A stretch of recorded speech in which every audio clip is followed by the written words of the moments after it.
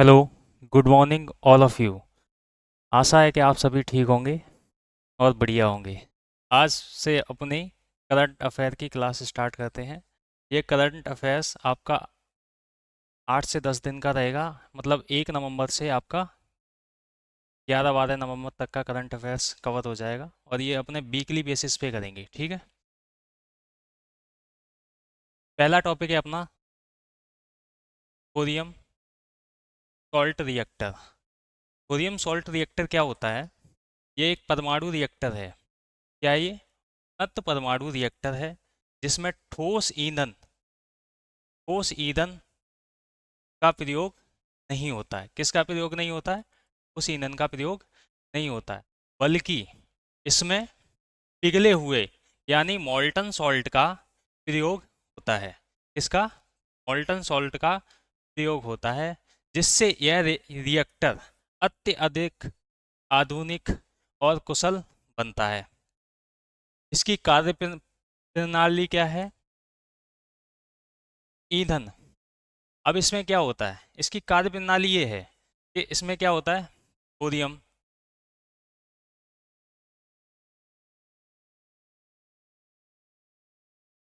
Sodium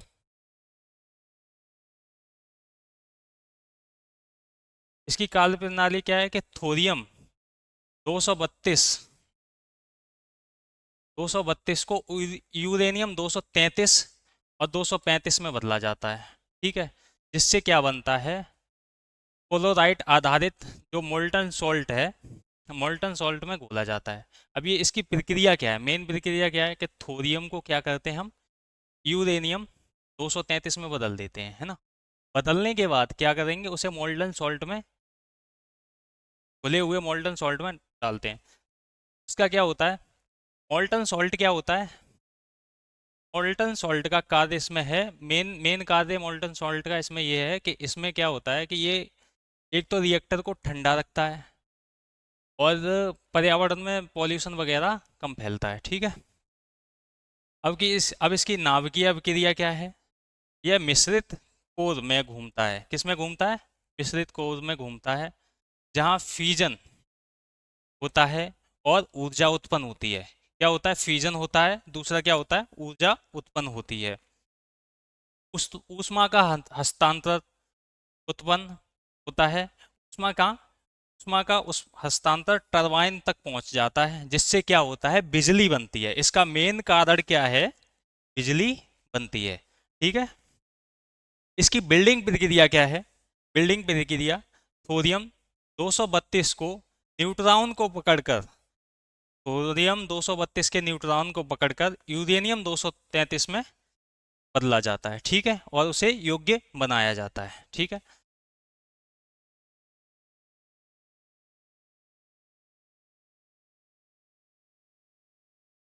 वैश्विक परिप्रेक्ष्य। अब थोरियम का भारतीय परिप्रेक्ष्य पहले देखते हैं हम। भारतीय परिप्रेक्ष्य से थोरियम का यूज भारत क्या करना चाहता है आगे आने वाले समय में? भारत क्या करना चाहता है आने वाले समय में?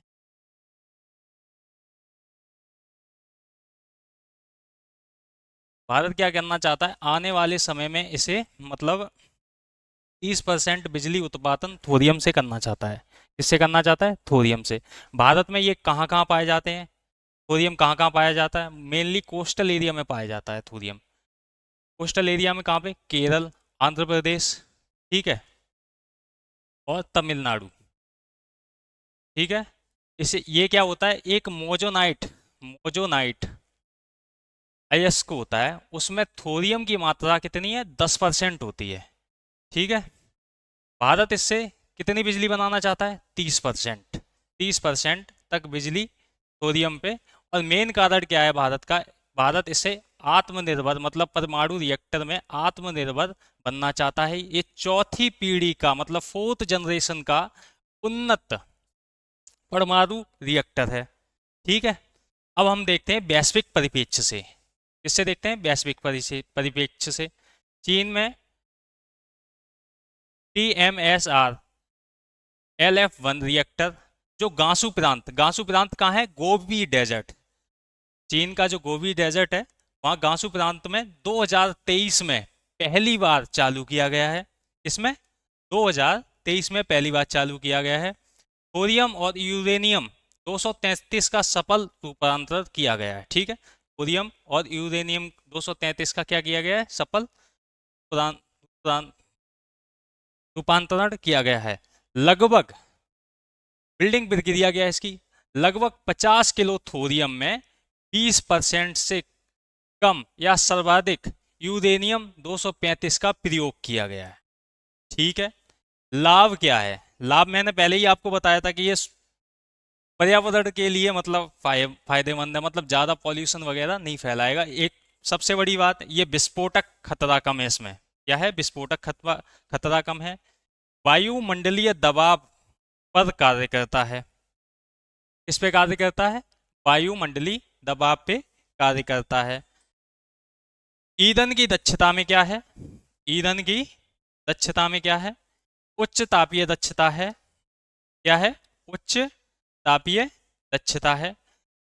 निरंतर ईंधन पुनः प्रक्रिया संभव है, मतलब इसे बार बार यूज किया जा सकता है। मतलब एक बार नहीं है कि एक बार ईंधन यूज किया उसके बाद क्या है ये वेस्ट हो गया, नहीं, इसे क्या है बार बार यूज किया जा सकता है। ठीक है, अपशिष्ट में कमी, ये क्या हो? दीर्घकालीन रेडियो धर्मिक अपशिष्ट कम उत्पन्न होते हैं। इसमें क्या है? दीर्घकालिक रेडियो धर्मिक अपशिष्ट कम उत्पन्न होते हैं, जिससे क्या है पर्यावरण को पॉल्यूशन मतलब पॉल्यूटेड वगैरह, अपना पर्यावरण पॉल्यूटेड नहीं होगा। ठीक है, थोरियम,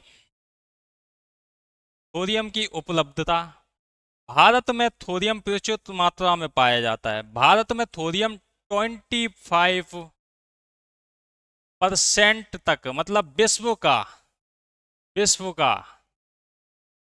वर्ल्ड का वर्ल्ड का 25% थोरियम कहाँ पाया जाता है? भारत में पाया जाता है। ठीक है, अब अपना नेक्स्ट टॉपिक पे चलते हैं।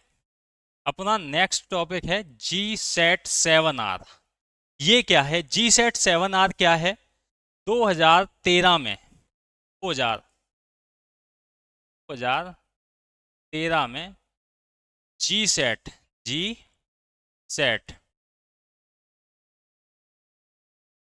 7 का अपडेटेड वर्जन है। 2013 के GSAT-7 का अपडेटेड वर्जन है। ये क्या है? GSAT-7R। अब आप सोच रहे होगा CMS 0.3 क्या है? ये कम्युनिकेशन सैटेलाइट सीरीज है। ठीक है, और इसका उपयोग क्या है? ये भारतीय नौसेना के लिए बनाया गया है, यानी इंडियन नेवी के लिए बनाया गया है। ठीक है, इसकी लॉन्चिंग तिथि क्या है? इसकी लॉन्चिंग तिथि 2 नवंबर 2025, मतलब इसी 2 नवंबर को 2025 को इसे लॉन्च किया गया है। ठीक है, लॉन्च कहाँ से किया गया है? सतीश धवन अंतरिक्ष केंद्र श्रीहरिकोटा। कहाँ से लॉन्च किया गया है? सतीश धवन अंतरिक्ष केंद्र श्रीहरिकोटा से लॉन्च किया गया है। लॉन्चिंग वाहन कौन सा है? LVM M5, भारत का सबसे भारी रॉकेट। मतलब जो इसका जो व्हीकल है वो भारत का सबसे भारी रॉकेट है, जिससे इसे लॉन्च किया गया है। इसका वजन 14 से 4410 किलोग्राम है। इसका वजन कितना है? 4410 किलोग्राम है। ये अब तक का सबसे भारी स्वदेशी संचार है। सबसे इंपॉर्टेंट, इसे स्टार कर लो भाई। क्या है?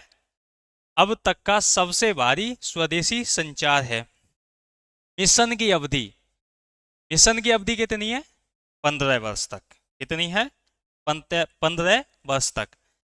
इसकी कक्षा कौन सी है? किस कक्षा में से स्थानांतरित किया गया है? भौतिक कक्षा में। इसमें भौतिक कक्षा में इसे स्थानांतरित किया गया है। तकनीकी विशेषताएं क्या हैं इसकी? GSAT-7R की तकनीकी विशेषताएं क्या है? मैंने आपको पहले भी बताया था। उपग्रह श्रृंखला इसकी कौन सी है? CMS, यानी कम्युनिकेशन सैटेलाइट सीरीज। ठीक है, क्या है? Communication satellite series. ये बैंड कवरेज यानी मल्टी बैंड संचार है। मल्टी बैंड संचार क्या होता है? सबसे बड़ी बात है, मल्टी बैंड संचार ये होता है जो एक साथ कई रेडियो धर्मिक तरंगों को कैप्चर करके ट्रांसमीटर में भेजता है। ठीक है, मल्टी बैंड संचार का मतलब ये है। निर्माता कौन है? निर्माता इसके U R Rao satellite centre, ISRO. ठीक है, विशेष उपयोग क्या है? क्रायोजेनिक ऊपरी चरण का पुनः प्रज्वलन। मतलब इसमें क्या है? क्रायोजेनिक ईंधन का उपयोग किया गया है। इसका उपयोग किया गया है क्रायोजेनिक। यह एक नई कक्षा प्रयोग तकनीक है। ठीक है, स्मारक महत्व क्या है भाई इसका? स्मारक महत्व क्या है? चीन और पाकिस्तान की आंतरिक निगरानी करना। क्या है भाई? चीन और पाकिस्तान की आंतरिक निगरानी करना। ऑपरेशन सिंदूर के बाद एक सैन्य प्रक्रिया के रूप में ये आया है। ठीक है, आत्मनिर्भर सबसे बड़ा पॉइंट क्या है? आत्मनिर्भर भारत की पहल को बढ़ावा देता है। यह पूर्ण तरीके से स्वदेशी निर्मित है। किस तरीके से है? यह स्वदेशी यानी ये हमारे भारत के द्वारा ही पूरी तरीके से स्वदेशी तरीके से बनाया गया है। ठीक है,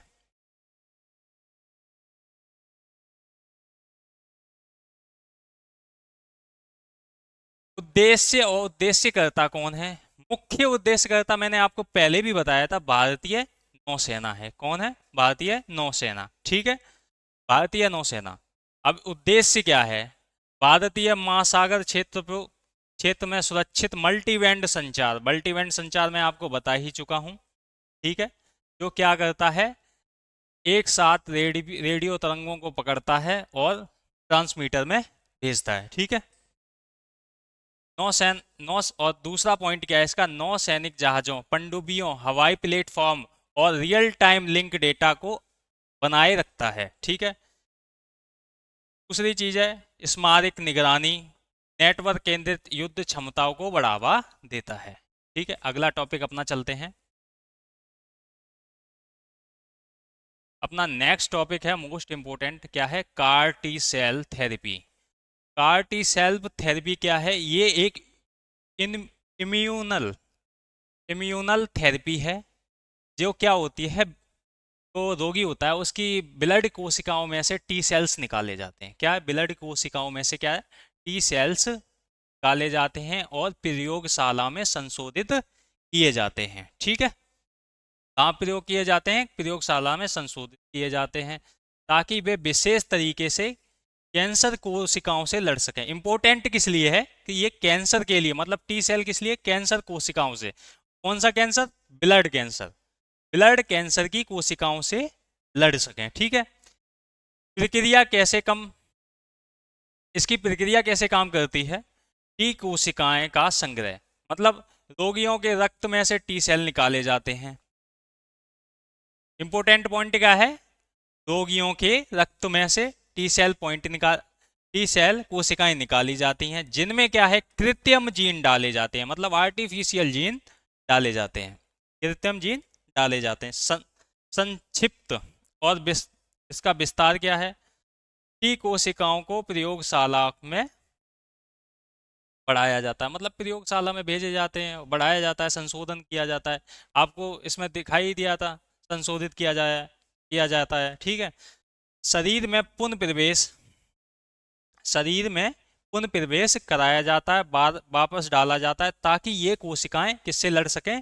कैंसर से लड़ सकें। ठीक है,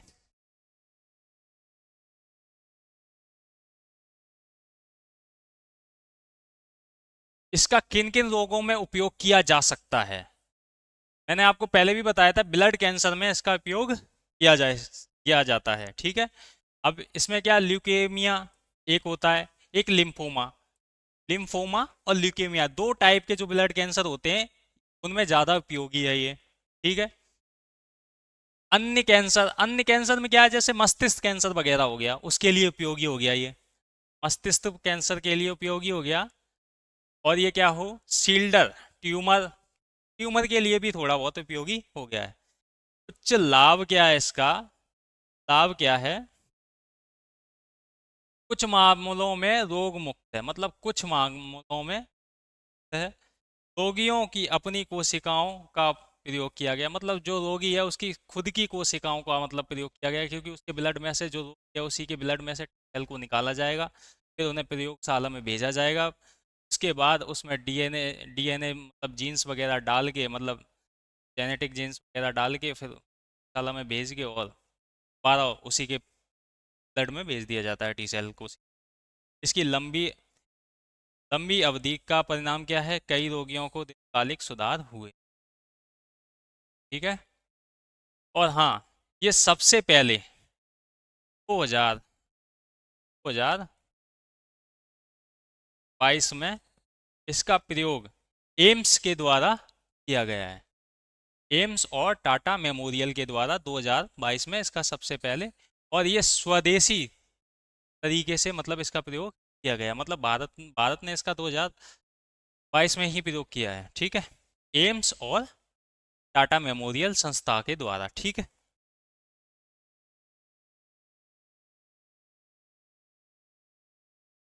अपना नेक्स्ट टॉपिक है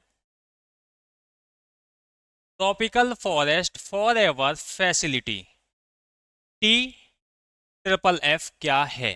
ठीक है, यह एक वैश्विक जलवायु वित्त पहल है। क्या है? वैश्विक जलवायु वित्त पहल है, जो COP30, मतलब COP30 जो अभी हाल ही में ब्राजील में हुआ था ना, COP30 जो ब्राजील में शुरू किया गया था, उसके द्वारा ये वैश्विक जलवायु वित्त पहल शुरू की गई है। ठीक है, मेन चीज ये है, इसका उद्देश्य क्या है? उष्णकटिबंधीय वनों की रक्षा करना। देश से मेन उद्देश्य क्या है? उष्णकटिबंधीय वनों की रक्षा करना और उन्हें संरक्षित रखने वाले देशों को प्रदर्शन आधारित भुगतान करना। जो प्रदर्शन संरक्षित रख रहे हैं जो देश हैं, इसमें क्या है? भुगतान कराना। ठीक है, उन्हें भुगतान मतलब कुछ। अब इसकी फंडिंग क्या है? वित्तीय फंडिंग क्या है इसकी? 125 बिलियन डॉलर टोटल फंडिंग है। अब इसकी निजी निवेश कितना है? निजी निवेश 70 से 80% है। निजी निवेश 70 से 80% है। और सार्वजनिक स्रोत क्या है इसके? इससे 25% है। यह राशि सतत निवेश में लगाई जाएगी और मिलने वाला लाभ देशों को दिया जाएगा जो वनों को संरक्षित रखते हैं। लाभ किन्हें मिलेगा? जो वनों को संरक्षित, जो देश वनों को संरक्षित रखते हैं। ठीक है।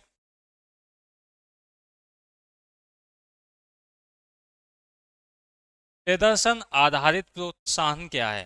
प्रदर्शन आधारित प्रोत्साहन क्या है इसमें? जिन देशों ने वनों को संरक्षित रखा या बढ़ाया, उन्हें हर हाल में भुगतान मिलेगा। तब उन्हें हर हाल में भुगतान मिलेगा, कोई कमी बड़ी नहीं होगी। ठीक है।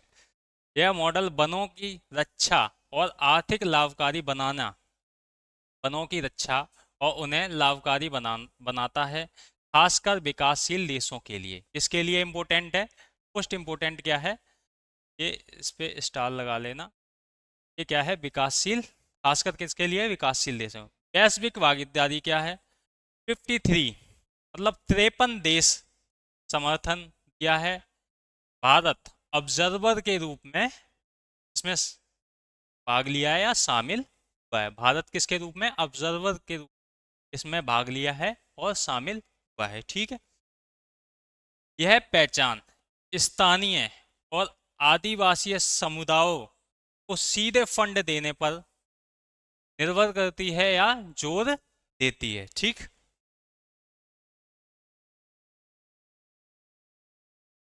इसकी मुख्य चिंताएं और आलोचनाएं, भाई इतनी चीजें हैं तो चिंताएं और आलोचनाएं तो होनी जरूरी। अब इसमें क्या है? पारदर्शिता की और जवाबदेही की कमी।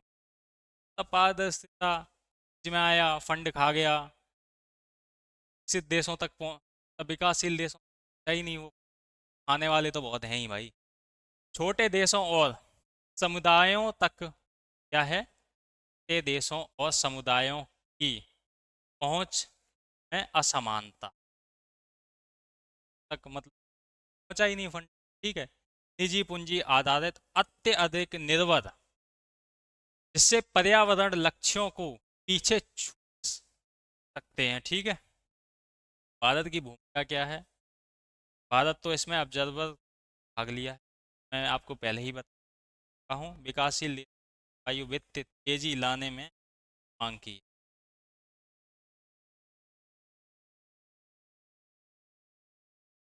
अपना नेक्स्ट टॉपिक है गिद्ध रिपोर्ट 2025। अब ये अपने लिए इम्पोर्टेंट क्यों है? सबसे बड़ी गिद्ध, गिद्ध क्या है? गिद्ध अपने पर्यावरण को संतुलित रखने में यानी स्वच्छ रखने में एक अहम भूमिका निभाते हैं। अहम भूमिका कैसे निभाते हैं? सड़े गले मांस को खा लेते हैं, बीमारी वगैरह को फैलने से रोकते हैं। ठीक है। अब इसका क्या है? जनगणना की गई है। जनगणना की गई है। कब से कब तक की गई है? 2023 से 2025 के बीच में गई है। ये देखो यहाँ लिखा हुआ है, फरवरी 2025 से 23 से 2 की गई है। ठीक है। Wild life sanctuary of India मतलब WII के द्वारा की। उद्देश्य क्या है? लिखा हुआ है, भारत में 4 संकटग्रस्त गिद्ध की प्रजातियों को, 4 संकट गिद्ध की प्रजाति हैं, वैज्ञानिक मूल्यांकन की। क्या है? गिद्ध की प्रजातियां हैं कौन? ये कौन है? सफेद पीठ वाला गिद्ध। ठीक है। सबसे पहला कौन सा है? वाला गिद्ध। दूसरा कौन सा है? भारतीय गिद्ध, से इंडकस भी कहते हैं, मतलब वैज्ञानिक इंडकस है। पतली चोंच वाला गिद्ध। तीसरा पतली चोंच वाला गिद्ध। चौथा है लाल सिर वाला। अब ये क्या है? आयुष्यन अत्यंत संकटग्रस्त तीन आ रहे हैं। क्या आ रहे हैं? वाला गिद्ध आ रहा है, भारतीय गिद्ध आ रहा है, पतली चोंच वाला। अत्यंत संकट, क्रिटिकल इंडेंजर मतलब अत्यंत अत्यंत डेंजर। अब ये क्या होता है? अगले 10 साल में 10% 10% क्या आबादी बच संकट। आयुष्यन पहली एक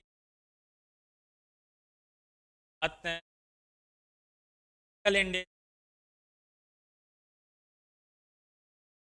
है, इंडेंजर है, वन है, नियर थ्रेट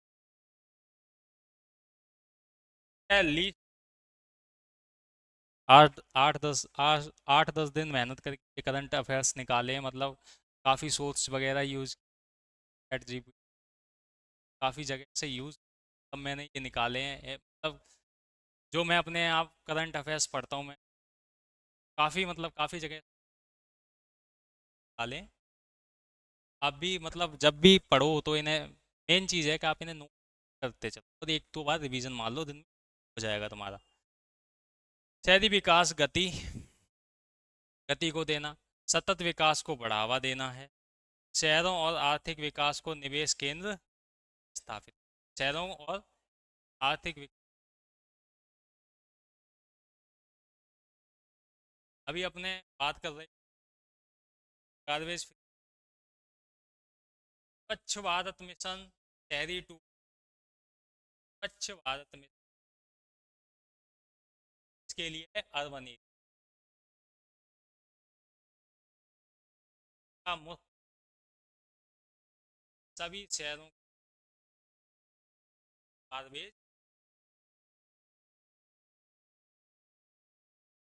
2021 में की गई थी।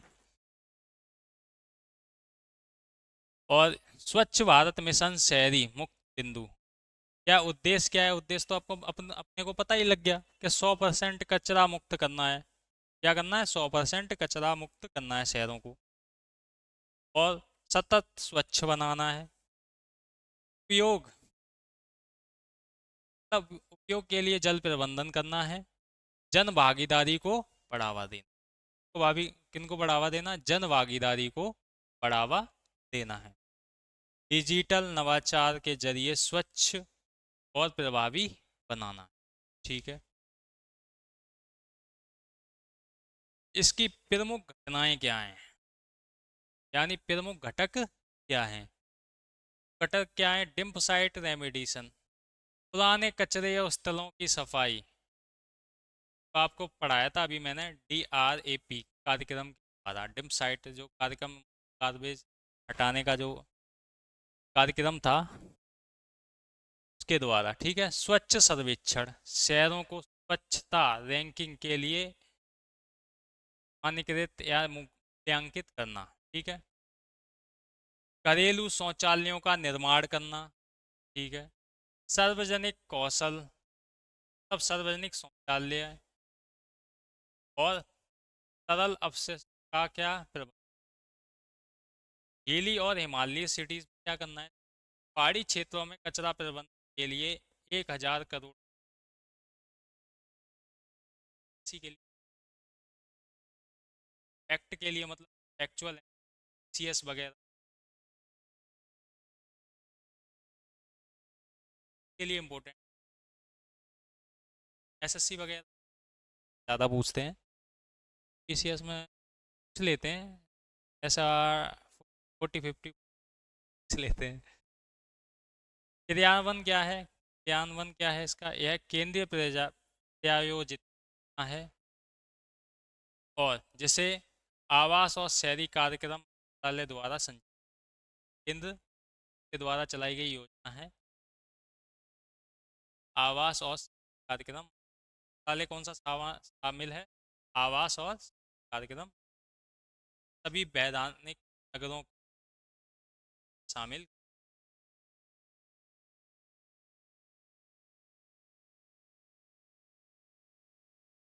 इसकी समय अवधि में आपको बता, 2021 से सन को, भारत में सन 2.0 को 2021 में शुरू किया गया था, अब 2026 तक इसका करना है। विशेष पहल, जीरो डिम साइट, कचरे जीरो लेवल तक हटा देना। In urban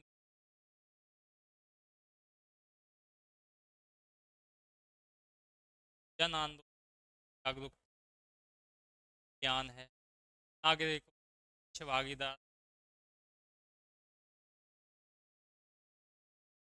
next, last topic,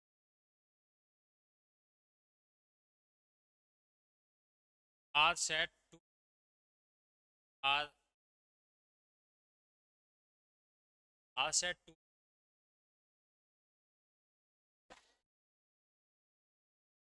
यह यह एक रडार इमेजिंग सैटेलाइट है। क्या है? रडार इमेजिंग सैटेलाइट है। इसका प्रयोग पता किसमें किया जाता है? जमीन की नमी देखने में। ठीक है। कहीं आपदा प्रबंधन से कोई दिक्कत आ रही है, कहीं उसकी इमेज कैप्चर वगैरह, किसी भूमि, इसका उपयोग इसमें किया जाता है।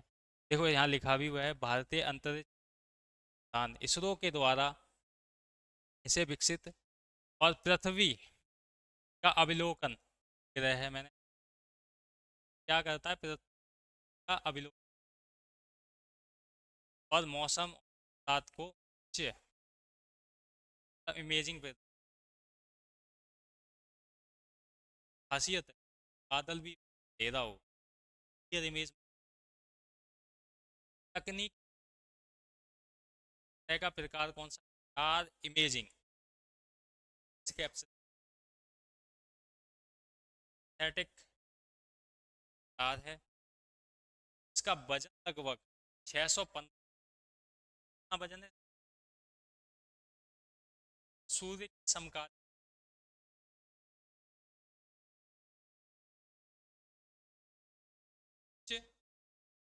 ऊंचाई लगभग 4 बैंड, एक्स बैंड, बादलों क्या जैसे अटैक वगैरह काफ़ी चीज़ वजह से ये चल आ गया है।